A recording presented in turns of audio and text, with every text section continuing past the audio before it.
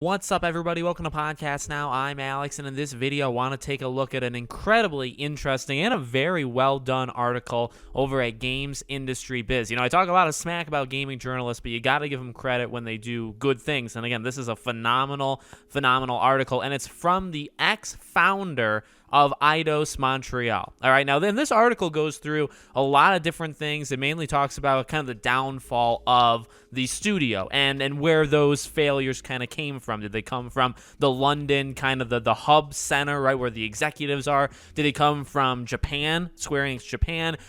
Different expectations, money. I mean, it's a really good article, but I want to focus on one very small part of it in which they talk about, and this is just this one guy. Okay, now he hasn't been, I believe he left in 2013, summer of 2013, so he hasn't been there in 9 years, but he's still around the gaming industry. And again, he was the founder and the head of the studio for a long time, and he simply says, if I read between the lines, Square Enix Japan was not as committed as we hoped initially. And there were rumors, of course, that with all these activities or of mergers and acquisitions, that Sony would really like to have Square Enix within their wheelhouse. I heard rumors that Sony said they're really interested in Square Enix Tokyo, but not the rest. So I think Square Enix CEO put it all in like a garage sale. And what he's talking about is there was a previous conversation in this article talking about, well, remember when they Square Enix sold the couple studios and a lot of IPs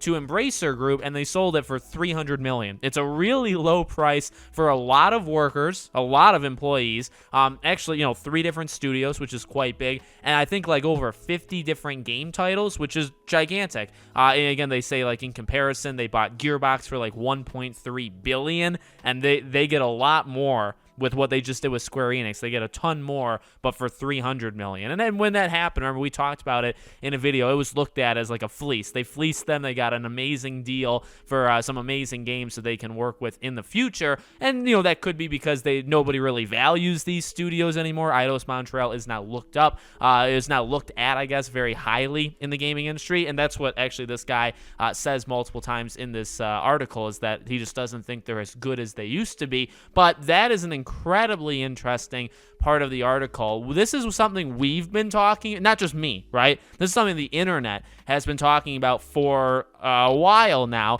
and including when Embracer did this, when Square Enix sold off these things, and they said, well, we're going to keep games like Life is Strange, we're keeping this stuff, and people are like, well, it's kind of weird that you're getting rid of some of it, but you're keeping others, and again, it does seem like a garage sale, right? So why are you doing it? And the response from the internet seemed to be, well, if Sony's looking to buy them, maybe Sony doesn't really care about these things that they had just sold off. Now, if I'm Sony, I would be very interested in Tomb Raider and things like Deus Ex, right? But maybe they're not. In fact, it really seems like they're not at all, right? They may be interested in, now, again, like why you keep Life is Strange. They may be interested in Life is Strange. Obviously, they're interested in Final Fantasy, Kingdom Hearts. I think that, again, like the Japanese-centric part of Square Enix, I think they'd be very into. So it's very interesting that, we've been saying that for a long time on the internet, that it seems like Sony wants them, but maybe they don't want parts of them. So it's like, can you just kind of get rid of those parts?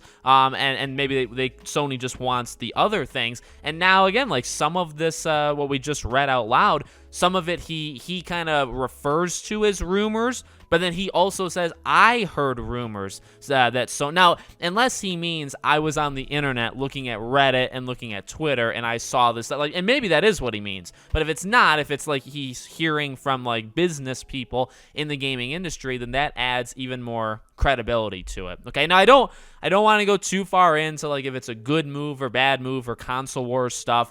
If it actually happens, we can do all that if and when, right, Sony actually buys Square Enix. For now, I kind of just want to talk about this article that here's another person, and not just a person, a former studio founder and a person who ran it that worked very close with Square Enix that again left, but I'm sure he still hears things, right, in the gaming industry. And again, he's also saying what a lot of us have been saying for a long time. Again, like it or hate it, good or bad, it does seem like Sony has their eyes specifically on Square Enix, and it's very possible they may say, well, we don't need this franchise. We don't really care about this studio. Also, right, if you sell it, then they'd be less expensive. So it's like, well, we can do, 4.5 billion, but we can't do 5. So you're going to have to, whatever you think is worth 500 million, you need to sell that to somebody else, right? And that could very well be what they're doing. Again, there's some things that are still non-Japanese centric that are still at Square. The one that comes to mind for me is just because Life is Strange 1 is one of my favorite games, like, ever. Okay, just period. Life is Strange is still there. So Life is Strange is an odd one, but we know they're making a TV show for that. That's something people have thought about too, right? Where it's like if Sony bought them, you could do Life is Strange stuff. You could do Kingdom Hearts. You could do a Kingdom Hearts show. You could do Final Fantasy. I mean, you could go crazy. You could do not saying if it's a good thing to do it. You could do Final Fantasy like a live action thing and like blow up the internet, right? I mean, there's a lot you can do with a ton. And then these are just like the biggest ones I'm thinking of in the moment. There's a lot of franchises Square Enix has. So it would be a good buy for literally anybody. And, if it's Sony, it's Sony. Again, we'll talk about that if and when it happens. Let me know what you guys think. Make sure you guys are subscribed, bell icon turned on so you know when all these videos go up. If you want to support or follow me anywhere else, all my social media is in the description along with our Patreon as well. Thank you for watching, guys, and I'll see you all on the next one.